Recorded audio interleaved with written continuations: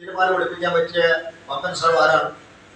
ആരുടെ പേരായിരിക്കും? പ്രമോദ് കൂട്ടത്തിൽ പറഞ്ഞിട്ടുണ്ടാകും മുഹമ്മദ് റിയാസ്.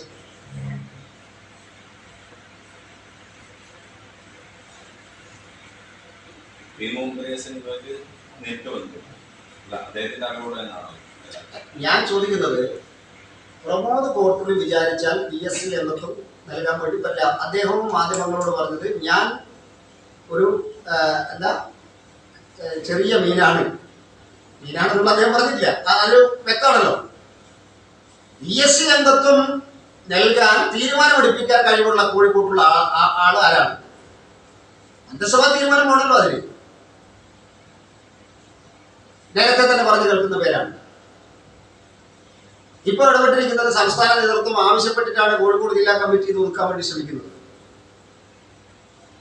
സംസ്ഥാന കമ്മിറ്റിയുടെ ആവശ്യപ്രകാരമാണ് കോഴിക്കോട് ജില്ലാ കമ്മിറ്റി ഈ കേസ്, കാരണം ഇത്രയും വലിയൊരു നാണക്കേടിൽ നിന്ന് പാർട്ടിയെ രക്ഷിക്കാനുള്ള ശ്രമമാണ് ഇപ്പോൾ നടക്കുന്നത്. അതുകൊണ്ടാണ് ഇപ്പോൾ പ്രമോദ് കോട്ടൂരിക്കെതിരെ നടപടി എടുക്കേണ്ടി എന്നുള്ള തിരിച്ചറിവിലാണ്. കാരണം എടുത്താൽ പാർട്ടി പ്രതിക്കൂട്ടിലാകുമെന്നുള്ള സംശയമാണ്. ഇതിനൊക്കെ ആളുകൾ കാത്തിരിക്കുകയാണ്. ജനങ്ങളും മാധ്യമങ്ങളും എല്ലാവരും കാത്തിരിക്കണം എന്ന് പറഞ്ഞാൽ പാർട്ടി തീരുമാനം വരാൻ വേണ്ടി കാത്തിരിക്കുകയാണ്.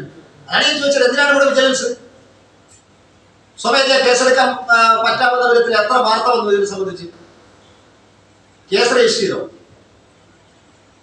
ഒരു തവണയെങ്കിലും പ്രമോദ് കോട്ടൂരിയെ വിളിച്ചു വരുത്തി ചോദ്യം ചെയ്തു? അദ്ദേഹത്തിന്റെ കോൾ ഹിസ്റ്ററി പരിശോധിച്ചോ? ഇതെന്തായാലും ഈ നാട്ടിൽ നടക്കുന്നത്? ഇങ്ങനെ ഒരു വിഷയം വന്നാൽ CPM പാർട്ടി തീരുമാനത്തിന് വേണ്ടി കാത്തിരിക്കുകയാണ്.